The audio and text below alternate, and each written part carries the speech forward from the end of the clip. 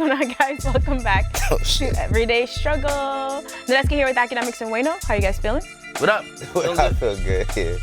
Ak was just telling us about getting finessed on vacation. I'm not gonna lie. Sometimes we have these conversations that get cut off. $1,000 on a massage, bro. Yo, I'm gonna just say, man, listen. Yo, you know, we be in America like so privileged, complaining about all type of shit. You go to another country, man, it's a whole robbery. Nah, I feel like you also get finessed in Brooklyn. No. In Harlem. No. Anywhere that's not Jersey, anywhere that's not Jersey, you get finessed. This is what I'm saying, like, yo, Right. you have to leave America to gain appreciation for America. Because when you hear the entitledness is just so crazy. Like, you be looking like, yo, what the fuck? You be like getting attitude and certain shit. You go in other countries, yeah, all right. You learn. Now, we do have it good here.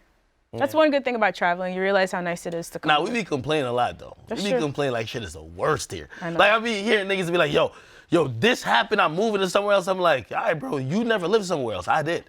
Well, I mean, let's not act like because we don't live in countries that's underprivileged, like bad shit don't happen here. No, that don't affect us. It does. No, of course it do. I'm just saying that. I wouldn't move to another country is what I'm saying. Everybody who said they're gonna move to another country. Canada, it's always Canada. I would Everyone's move to Canada. I gotta get clearance first. Good health insurance From and everything. That coronavirus up there, I don't know if you don't. It's in Canada.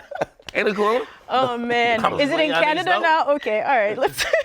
Oh man. So guys, I think as the week goes on, I think a lot of us are of course still coping with Kobe's death. Fans are mourning in their own ways, and one of the things that's really like gaining steam online is people wanting the NBA to actually update their logo using Kobe's image. So a lot of fans are signing petitions. People like Snoop and Boosie are also supporting this. Take a look. Rest in peace, Kobe, man. This shit sad, dog. It's only right, dog, that the NBA take Jerry West off the logo and put Kobe Bryant on the logo, man. That's only right, man. So I think, like, at the point that we're airing, the change.org petition for this has over 2 million signatures and counting. Do you guys think this would make sense? Yeah, I think it would. I mean, it's a circumstantial reason why. But, you know, they talked about changing the logo to the Jumpman sign, like, in the mid-2000s. And it didn't happen because, like, Nike, like, I guess if Nike and Jordan Brand would have gave that up, then they would have gave up the rights to all types of money that they own over the image. But I would like to see something like this happen, not just because Kobe passed. I mean, one of the reasons is because he did pass, but when I think of the logo, I never had a problem with the NBA logo. Like, I like the NBA logo. I never thought anything of it, but, like, Jerry West was a great player, but Kobe has surpassed Jerry West in so many different ways. And I watched the special on TNT last night. Jerry West was really torn, like, really messed up about Kobe. He said, like, for 2 years when he wasn't, you know, when he was facing tough times, he felt like a father figure to Kobe. You know, so I think, like, it would help people cope and just help people remember. But I understand that there's, like, because we're mourning and that feels like the right thing to do, there's a lot of business aspects that play into that. Right. You know? You know, it's kind of tricky during moments like this because I do feel like, you know, when we're all hurting and we're mourning someone that we love like Kobe, and we've seen him before when we're mourning Mac Miller or we're mourning Nipsey, we're looking for these things. First of all, we start with straight disbelief and denial. And once that kind of sinks in, we look for these things to make us feel a little bit better. And we look for, and it might just be to commemorate their life, but it's because they died. You get me? Like, for example, if once Mac Miller died, it was like, hey, you know, like, he really paid a lot of respect and he rapped about a particular park and where he was from. Like, yo, y'all should just name it after him. You know, and again, I think that's a good gesture, but that's really I think that's more to help heal the people that's hurting than it is to pay tribute to the person who died. And when you look at even with Kobe, like, I'm not too big of a fan of that. I feel like they could do something else.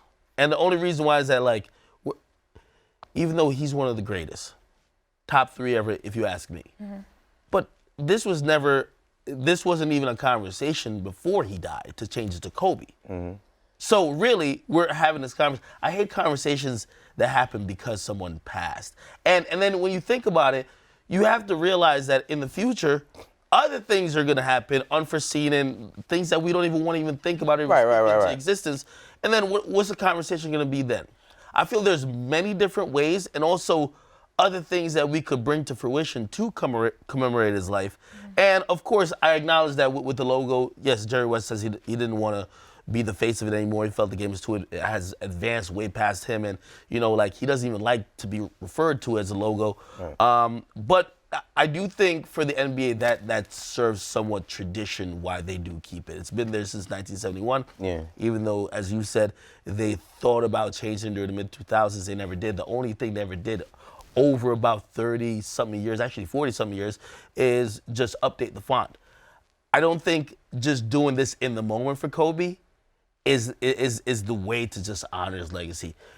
Honestly, I feel like naming a few awards after him or even creating some new shit for Kobe, I think that's it. You feel me? Like, again, and this definitely seems like a more minor celebration, but like the NBA All-Star MVP award, naming that after him. He won it 4 times, the most of any other player in history.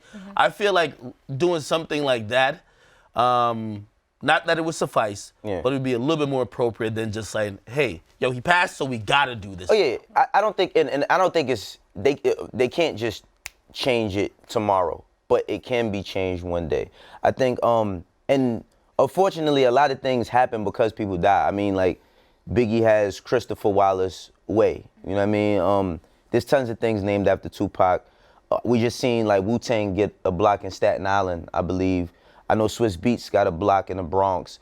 So there are things that happen when people are here, but when people aren't, like when they're no longer with us, it does help cope and it does help us remember. Like remember when Nipsey passed, they were saying that they should do a Crenshaw like royal blue jersey in honor of Nipsey. And also they said that Crayola should give him his own color as well. And at the same time, it's like, these are just ideas that people say, oh, that's dope, and we just all share it and we all kind of feel away. But I think that like with Kobe passing and what he meant to the game and everything and how it happened, this is like the most tragic loss that we've seen, not just sports, but just like in entertainment, period. I think that does make it a bit considerable, you know. But again, like you said, everybody has to go one day, and then we can't have, oh well, he passed. Now we got to figure out what we're gonna do for this or that or the other. But I do think that Kobe has brought so many people together. I mean, I was watching the special yesterday, and they was just saying about how he's brought people across the world. We didn't understand how many people's lives he affected. Because I would say this as a diehard Kobe fan, when he was playing, people hated him. Like, I faced flack every day in debates in the barbershop or on the block just because I like Kobe. Like, people looked at you like you had no morals if you fuck with Kobe. Like, nah, for real, these is real conversations that people had.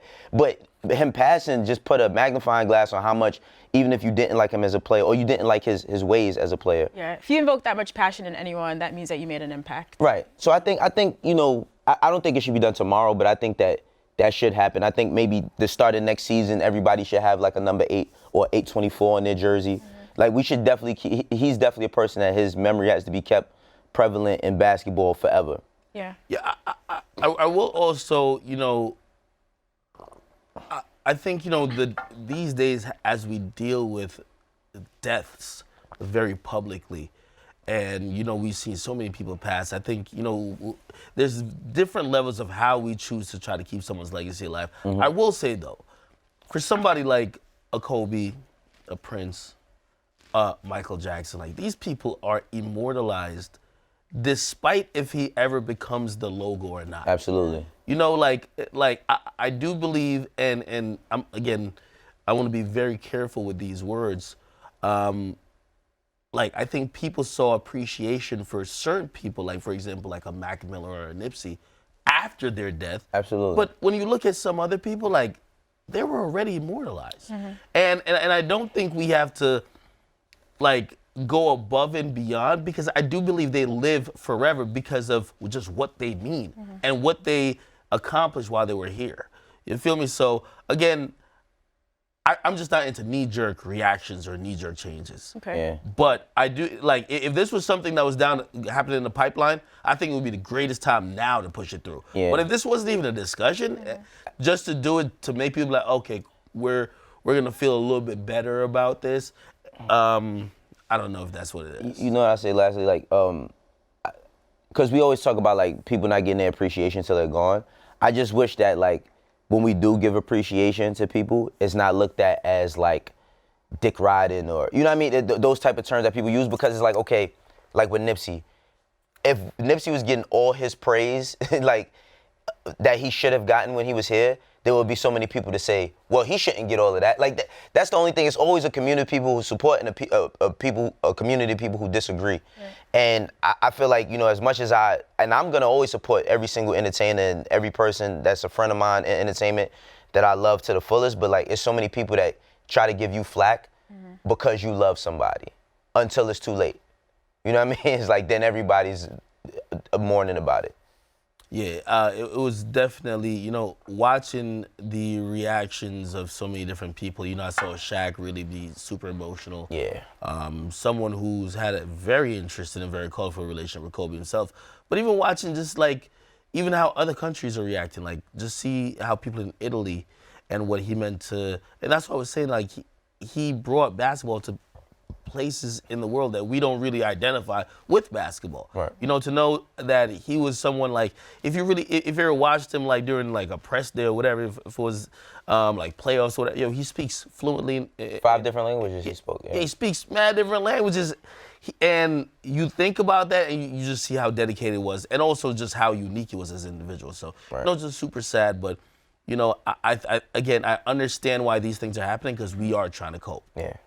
Yeah, you did make a good point, though. Hopefully they do find multiple ways to honor him. But I think we would all like to believe that Kobe knows that he was loved and appreciated. Absolutely. Right, for sure. Absolutely. So I think the best that we can do right now, you know, is continue to honor his memory and, you know, to share some of our favorite memories. So we do have a fan question. Everyday Struggle, thank you for paying respect to Kobe on the show. Would like to know your favorite Kobe moment on the court. Let Wayno take this one away. The diehard fan. Man. Nah, you know what's crazy? People would think that my favorite moment of Kobe is a point when he's winning. It's not. It's this image of Kobe, 2008 playoffs when they lose to Boston, right? And when the buzzer sounds and Boston is celebrating, he didn't walk off the floor. He's just standing there, like looking, like he just for a moment he just stood there and just like looked at the ground, and then he walks off. You know what I mean? I think he gave KG and them. They remember anything is possible, that KG moment or everything. That is my favorite moment from Kobe, because I felt like him losing that year was gonna push him, and it did. And the next 2 years, he won the championships back to back. So that's actually like my favorite Kobe moment. I could go on for days about highlights, like highlights, but like that moment is a tribute to like his work ethic and how hard he wanted to go. It's like him losing was a lesson, and he went back and ended up playing Boston again in 2010, Game 7. You know, he went 6 for 24, I think, that game. But that's my favorite moment, when he lost to Boston. Thank you. That's a beautiful moment. Yeah. I'd probably go 2000, 2001 playoffs, where they went 16-1. I think they only lost to Allen Iverson. That's really weird. Yeah. But like watching just him and Shaq just be completely dominant, and the synergy between them, and you know, I think at that point they had like figured it out. Yeah. I think that was just so special. Like, I think he was, you know, he went through many phases in his life as a player, where people thought he was selfish, this and third. But I one thing I've always saw with him is that like he loved to win, and that winning mentality right there, like, of course, like that's the epitome of what the Mamba mentality is to me. Right. Thank you, guys. Thank you for the question. And if you guys want to share your favorite Kobe moments, of course, you can hit us. We're on Twitter at EverydayStrug with 2 G's. We'd love to hear from you. So let's get into some music. We're going to play a round of verses. We haven't done this one yet for the year. Going to debate who had the best verse on the song. We're going to start with Stunna for Vegas, Dababy, and Lil Baby on Do That. So this song is from Stunna's Rich Youngin album. Stunna's on the first verse, Dababy on number 2, and Lil Baby on verse number 3. Who had the best verse? I'm gonna go first. Like Stunna, before I go I don't really have no deep dive on it, but like Stunna, I like Stunna. I like Stunna a lot, and of course the baby could rap, but like, I'm taking this back to what I said last week. Lil Baby is like almost unfuckwittable right now. You know, I really love his verse on there. They let him have and I think he might have went over 16. He just kept going until the beat ended. But like, yeah, it was undeniable. Lil Baby. Okay. Lil Baby. We agreeing. No, I mean, you can see by the way he was looking at you though. He was waiting for me to say. He was waiting for me to say some bullshit. Hey, I've been championing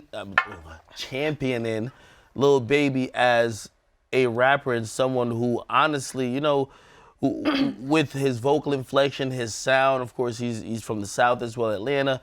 You know, like you might just think like, hey, it's a melody, or sometimes he has light auto-tune in his voice. You might think that's what's keeping it, or the flow. Yo, he be saying some shit sometimes. Right. And I've been championing it for a while because not this Everyday Struggle Awards, but the last one, I remember when we were talking about verses of the year. And I remember I threw his name in the mix, and y'all looked at me like, what the fuck is he on? And I just wanted to say he hasn't missed. By the way, you know, the Baby, super solid as a rapper, but Lil Baby got this one. Yeah, were we ever doubting Lil Baby though? Maybe it was a particular verse you picked up against other people. I don't feel like Wayno and I ever really doubted him like no, that. I didn't doubt him, but I did listen when Gunna first came, when they both was like right here. Oh yeah, you were Team Gunna. I was super Gunna. Like I was super Team Gunna. Like there's a particular like just flow plus lyricism pocket that you get in on where I consider a rapper floating over the beat. Where basically, fuck the beat. This guy's just annihilating it. I'll give y'all some examples because I got a whole list. Hot, Gunna on Hot, you know,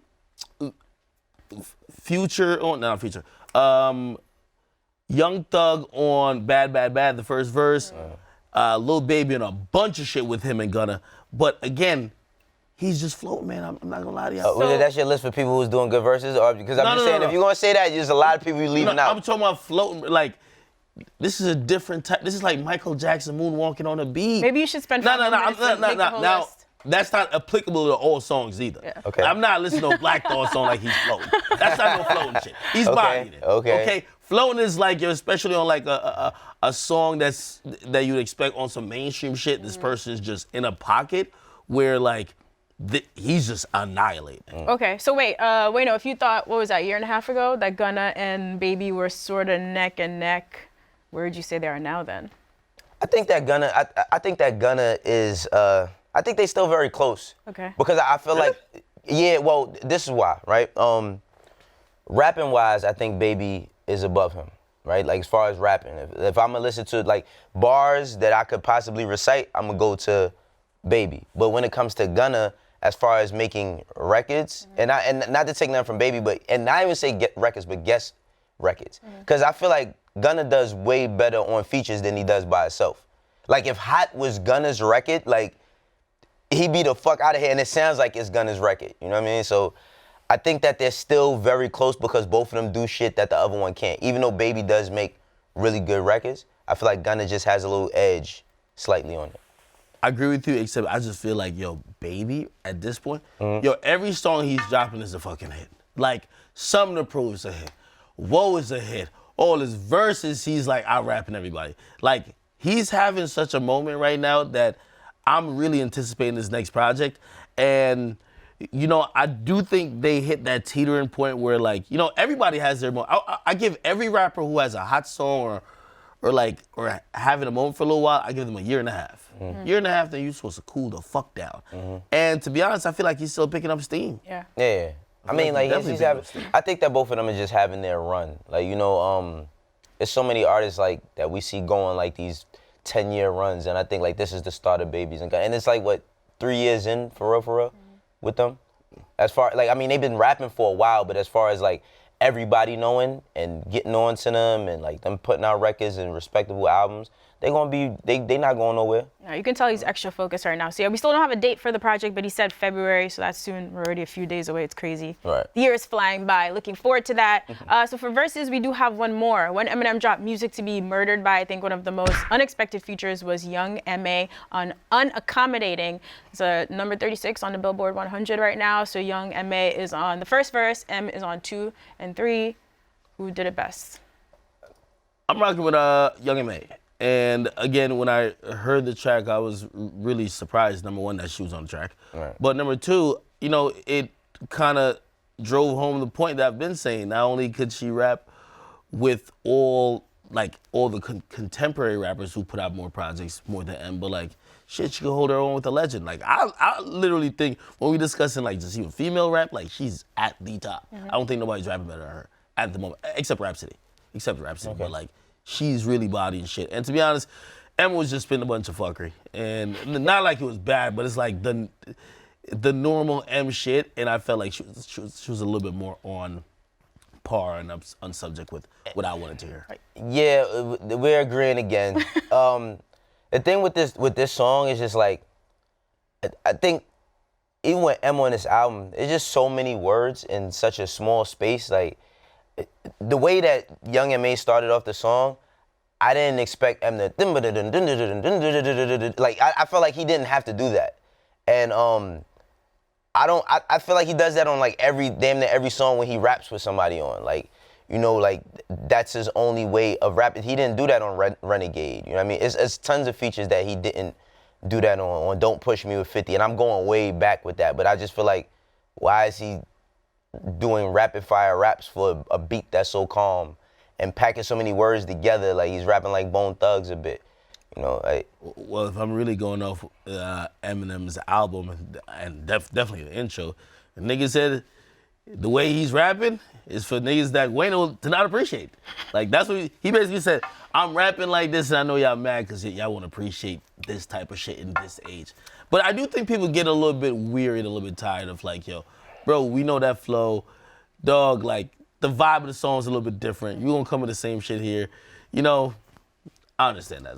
Yeah, it's like, and even with that being said, I'm not mad at it. I'm just like, bro, like, you're just doing too much. Like, that's all. He does what he does. Yeah. All right, so that one goes to Young M.A. Shout out to her. So her project came out last year. Hopefully we get more. So at least some freestyles this year. I would definitely take some freestyles. Right. All right, so our first fast break artist of 2020 is Don Toliver. So he's 25 years old from Houston, Texas. He's signed to Travis Scott's Cactus Jack Records via Atlantic. So a couple standout records from him so far are No Idea and Had Enough, which features Quavo and Offset. That was on the Jack Boys album. He started dropping music back in 2017. He was on a collab EP called Playa Familia. And in 2018, that's when he signed his deals, dropped his first tape called Donnie Womack, and was featured on Astroworld on the track Can't Say. So of course late last year he was on the Jack Boys compilation album. A lot of people thought he was the standout artist on the project, and this year he was actually featured on M's album Music to Be Murdered By on the song No Tracks. What do you guys like about Don Toliver? All right, first time I heard Don Toliver was on Astroworld. I thought it was Akon. No, I'm dead serious. I thought it was because Travis didn't list the features. Mm-hmm. So I really thought he was Akon. And then somebody told me, he was like, nah, it's this kid, Don Toliver. But I'm not saying that to slight him at all, because Akon is a legendary artist. But he just sounds like Akon today. Like his tone, his cadence, how he uses auto-tune a bit, it sounds a bit like Akon. I think that he's like he's the hook master. He's like the Max B over there. You know what I mean? Like, in Bird Gang, Max B was the one that had all the hooks and shit. I think that he has a knack for doing records that's not the conventional rap. You know what I mean? It's not the conventional rap. It's like a little bit singy, but it seems like he's more of a soulful person with using auto-tune. It's kind of weird, because after listening to Jack Boys, I'm like, yo, let me look him up. And I went and listened to the Donnie Womack tape. And he had tons of joints on there. Like, he had tons of records on there. But it just goes back to how we always talk about new rap. And it's not it's the same type of content as far as like what they're talking about. But the delivery is more melody, more singing. And his shit is real distinctive, Like, he sounds like I would put him like Akon today. today? As a rapper, yeah. I'm in a wait and see mode with him. I do think he was the standout. I think that's accurate. He was a standout. You know, the Jack Boys compilation project was a little weird. There's only 6 songs. Well, it was weird in the fact that I think we were looking at Travis, like, some of these songs you don't fit on. Like, Travis, what the fuck are you doing? Right. You get me? So, like, we actually, the takeaways from that project was, yo, damn, Pop Smoke body that. Or, yo, okay, this guy is sounding a little bit more at home than Travis. And, you know, we could probably just hypothesize that maybe this project was to, you know, kind of highlight and showcase other people, or, you know, it was to kind of give you a break from that Astro World type of sound. But the takeaway from there was that he was a standout. You know, as far as his first project, I thought it was okay. Okay. The No Idea song I do like.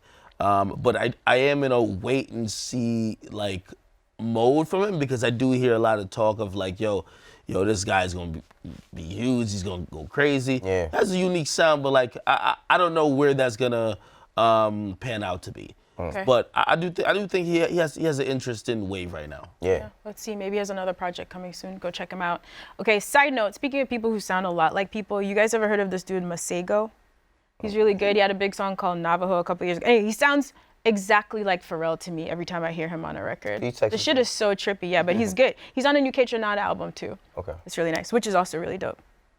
Do you know who K-Tronada is? No? No. Never mind. I'm just saying, what the fuck are you talking? You must be talking about your homeboy. I don't know. Okay, all right, Akademiks.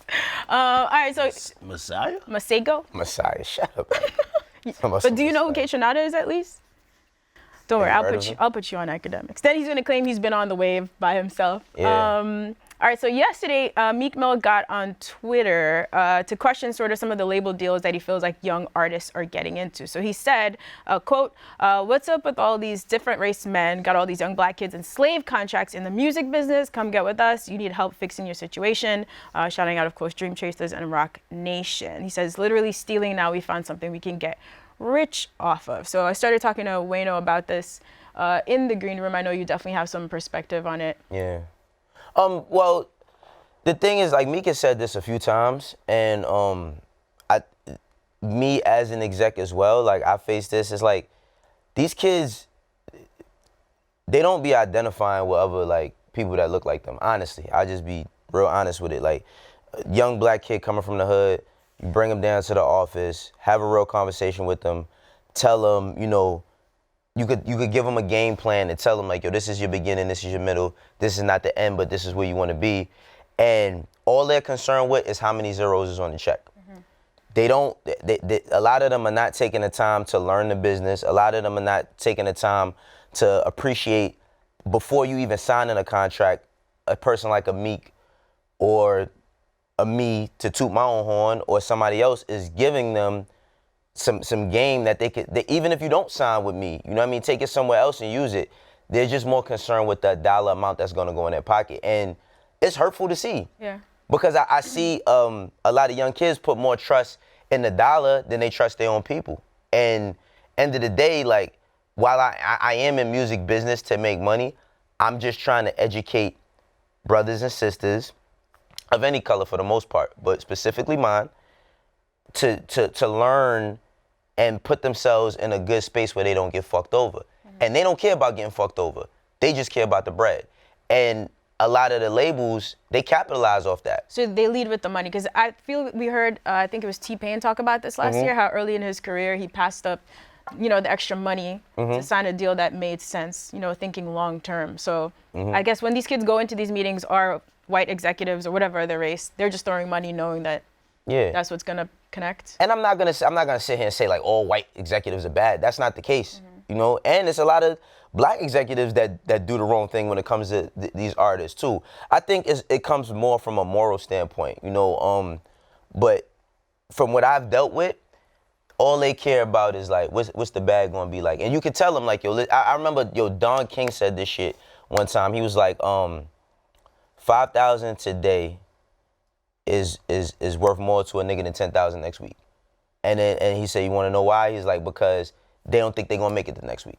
You know what I'm saying? So I think, like, a lot of people are using not just that quote, but are using, like, that ideology as to how they do business. They're more concerned about like, okay, and I know, listen, if you offer me a lot of money, I'm gonna look at that too, but at the same time, I wanna know the terms I'm signing into. These kids don't care about the terms, you know, and they're not educating themselves, and they getting signed to deals that they don't know what they're into, and then once they wanna do certain things and they can't, then they blame everybody but themselves or the people that they had around them, you know? Ak, you agree? People signing a lot of slave contracts out here?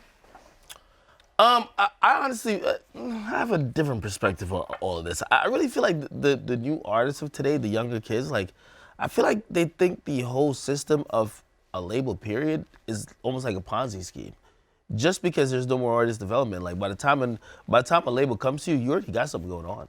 So it's like you start looking at a label like, so if and you gotta remember, to them, they never made nothing in their life. So $100,000 is a lot of money. So if they're making $100,000 on their own, they're like, why the fuck am I gonna put you in on that? And that's when labels a lot of times come running in. Yo, you're kind of popping. You know what it is. Yo, okay, research says this is going.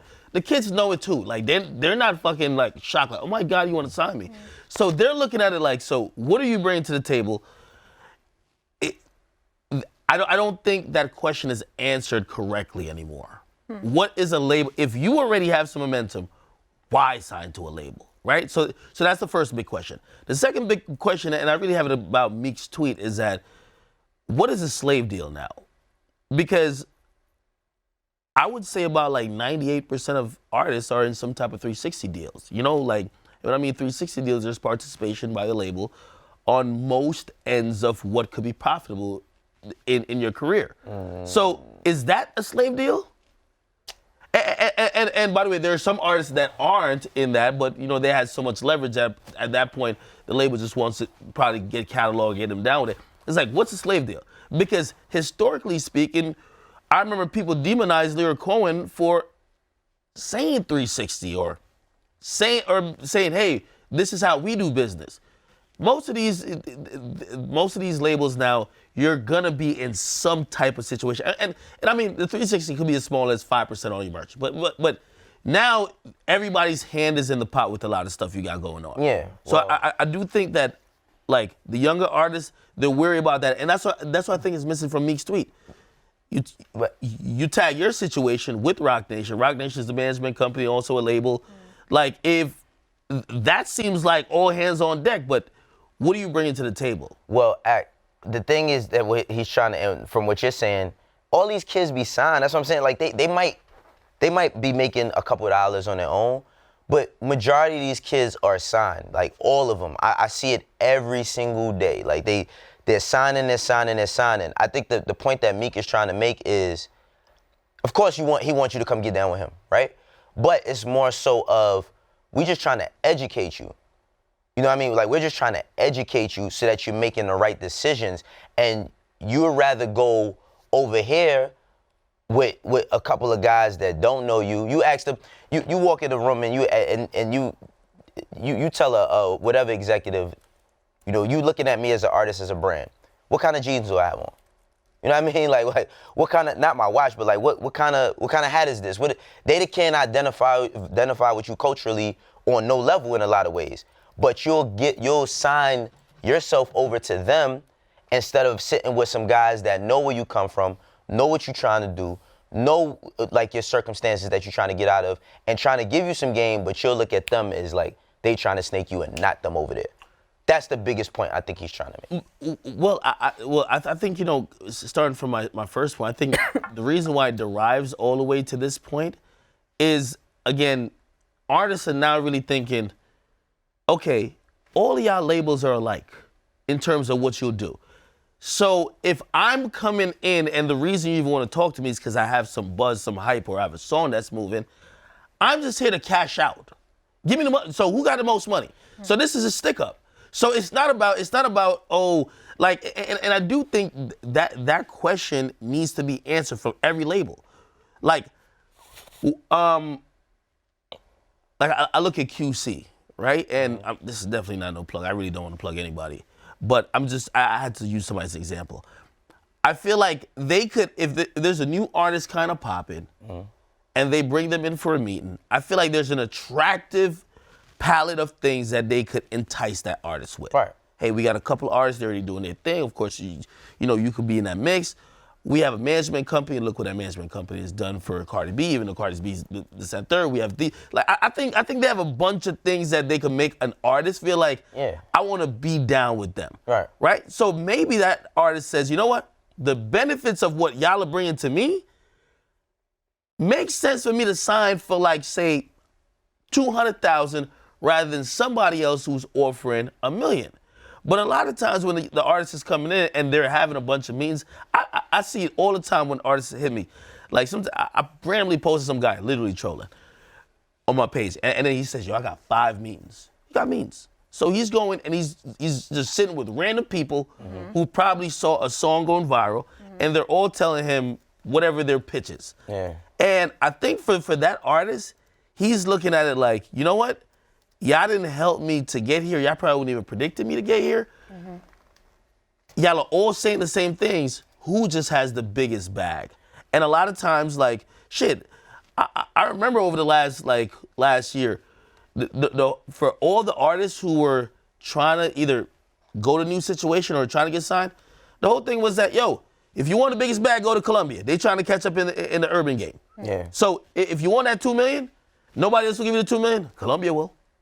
Yeah, but see, now they're not going in there thinking, all right, so how does your roster and everything else you got going on and the things that you offer, how is that equipped to match my career, match what I want to do for the next like 5-10 years? They're just saying at this point, it's just y'all are a glorified bank. This is more than ever.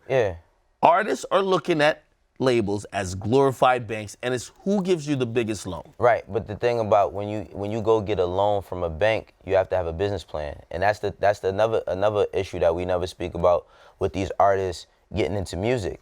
Music is the only, I ain't gonna say the only, but it's the only profession I know where people don't feel like they have to be professionals in order to make a lot of money.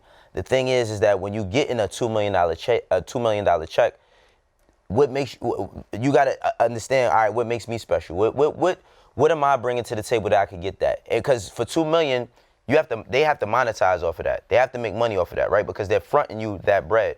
But the thing is that when a person fronts you that bread, it comes with terms. It's no different than somebody saying, yo, Act, could I stay at your house for the next couple months? You be like, all right, you can stay at my crib, but I'm gonna need you to clean out my garage. I'm gonna need you to wash my cars. I'm gonna need you to do this. And that's the part that they're not looking at. They're not looking at all the things that they're gonna be required to do in order to make that money.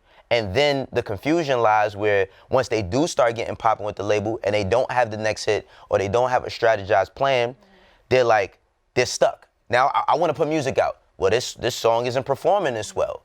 Well, I just wanna, oh man, y'all all signed me to some snake deal. It happens every day. And I think that what Meek is just saying is that he's just trying to prevent that. Sure. You know what I mean? He's just trying to prevent that. I mean, I think at the same time, thank you for the deep dive. We should also give credit to sort of the young black executives who are doing right out here. People like Justice and Sean over at LVR in Atlanta, Tunji at Keep Cool, you know what I mean? Signing big artists, and they are developing artists, which you guys mentioned. Very few people do that anymore. It's really important, you know what I mean? I think also, and to really just wrap this point up on this, you know, I do think Meek, because, you know, like again, whether he wanted Roddy to sign with him or not, like, I don't really know that publicly at all. But we do know there was something with Melly, right? And I do think, you know, he got this new deal with Roc Nation. He signed a lot of people. I do think he's going through a little growing pains and probably seeing people, you know, or younger artists who he feels he could help, like probably just looking at his situation like, nah, I'm good. One of the things that I look at that as, though, is that, you know, I think also a prevalent thing these days is that Meek is seen as a rapper. He's not seen as an executive. And maybe he needs that Dame Dash, maybe not in persona and attitude, but you need that person that they feel like, okay. They're purely an executive. They're focusing you get me? It's like even though, you know, that label, you know, I'm not the biggest fan of, like OVO, but like I would hope, you could like Drake all you want, but if you're signed to OVO, you're dealing with Oliver. And that's the business guy who's gonna be dealing with, like there's probably that for Dream Chasers, we just don't know who that is. But maybe Meek helping building that person up might give him, you know, a little leg up. That's because I think right now, people, like there are rappers thinking, man, I'm gonna sign to Meek. Like, think about his young and street he's still rapper. in the prime of his career too. It's not like he's fallen off or anything. I mean, but a lot of artists pop. I mean, We saw like Ross do it, but a lot. We've seen 50 do it. We've also seen a lot of do it. artists fail miserably at it too. Yeah. If you ask me, and again, this is just purely speculation. I have zero knowledge. I think that's probably one of the things that probably got in between Meek and like Roddy. Like if he was trying to sign, it was like, you know what, you a popular street rapper. I'm trying to come up on that realm. I don't want to sign to another rapper. Right. You know, and that could get a little sticky. But you know, it's growing pains, I believe. Yeah, I mean, look, he's focused on building this out, so like, you know, it'll work out eventually. He'll find the right artists. Let us end today with one more fan question. So Westside Gun, Benny the Butcher, and Conway definitely had a strong 2019. We got a lot of new music from them, and one fan wants to know how we think they're gonna be doing this year. Let's take a look. What's up, Nadeska, Akademiks, and Wayno? I just wanted to ask, what do you guys think Griselda ranks amongst the top rap groups in 2020? I know Westside Gun on Rap Radar podcast said that he feels like they had the best rap group, had the best year out of all the rap groups last year. So I know they don't get the attention they deserve, but I just wanted to know where you guys think they rank. Thank you for the question. Yeah. I think that they are starting to get the attention they deserve. I mean, I just seen them on Jimmy Fallon. You know what I mean? Like, I think that Westside Gun's point with him saying about them having the best year is not basically predicated on them being them being better lyrically, etc. I think where Westside is and the resources he has in comparison to a Dreamville that's on Interscope or a TDE that's on Interscope, and they got SZA on RCA, etc. They are right there with them. I think Benny the Butcher is one record away from, like, one record and one project or album away from being, like, super solidified. I mean, he has all the respect from everybody in the game. But the next project he does, and if he can make a hit record, that's really going to put them where they need to be. But I feel like they're right. They've ranked amongst everybody else. It's only 3 of them, too. You know, against everybody else got 7, 8 artists, you know? Yeah, who are you counting as rap groups technically? Well, I think solo and together. Yeah, I don't think they specifically groups. I think that it's more like crews. So like you're thinking like Lil Baby and Gunna. Yeah, not groups. Like they the crews, like crews. I'm thinking like TD, Dreamville. TD, QC, you know. So where do you rank them? I rank them. I mean, I never even rank them, but I say like they're in 5. Like they're in the 5. Like if QC is at the top. You know what I mean? Because they have the Migos and Baby and Yachty, all these other people. They perform well sales-wise, and they impact culture heavily. Then I still got to put TDE there. Even though Kendrick hasn't dropped in 3 years, I still got to put him there because when they do drop, they stop everything. And I'm talking about their top artists, who is, you know, the SZAs, the Kendricks, the Schoolboys, and then you got Reason, and you still got what's my man, Ab-Soul. You know what I mean? Still building, and other people. Then I think of Dreamville as well. You got Cole, and you got Kaz, and all these and Baz, and all these other different artists. I think that Griselda is right in there with everybody else. I'm not ranking them specifically, but I think like when you bring up the conversation of what's impacting culture, because I don't look at Griselda as like a crew that sells a bunch of records, but their impact is just as big as the sale. Like it's just as big as somebody else's sales. On a hip hop level, like for real. Yeah, I rank them behind all those other groups, and I'm talking about just overall. Like I think, you know, I hear their interviews. You know, I heard the infamous interview where they're like, yo, why, like, we don't get the same type of, you know, respect as certain other groups, this and third. And, you know, like, it's not for just pure talent. Like, they got the talent. I just feel like it's the other things. And that's what makes, like, all these crews, you have, like, a superstar that's fucking leading the charge, or you have them cranking out records that are, like, you know, maybe not the biggest lyrical exhibition, but they're hits. Yeah. And, again, it's a 360 overall view of ranking. That's why I would say they aren't there yet, but I do feel like they're knocking on the door. Yeah, I mean, I think just us having a conversation puts them in the space, but that's why I feel like it takes the next moves. It's like seeing them through Jimmy Fallon was like tremendous, because you wouldn't think, you know, for the type of music that they're making and what's accepted in mainstream or radio right now, that they would reach that type of platform. But that's why I think that if Benny has a great album, because he's like the one out of the 3 to me. And if he has a great album along with like a hit record, I feel like he'll find that. You know, everybody questioned, could Kendrick or Cole make hit records? I think they found their records within who they were. Because none of their hit records were like outside of the box of something that they would actually do. Yeah. I think if Benny can knock that out, then he's fine. Like, you know, and that will put them on another plateau. So speaking of ranking, we always have this conversation, or at least we go in circles around it, how to rank albums, like artists when we're doing end of year list. So one of our fans submitted like a photo of what he thinks the criteria should be. So I think tomorrow we're gonna get into this and see if we can come up with the official everyday struggle criteria. So at least we're arguing within a set of rules. We'll see. Anyway, thank you guys. Keep sending us questions, like I said, on Twitter at everydaystruggle2gs. Appreciate you guys sending some videos finally. We'll see you guys here tomorrow on Complex.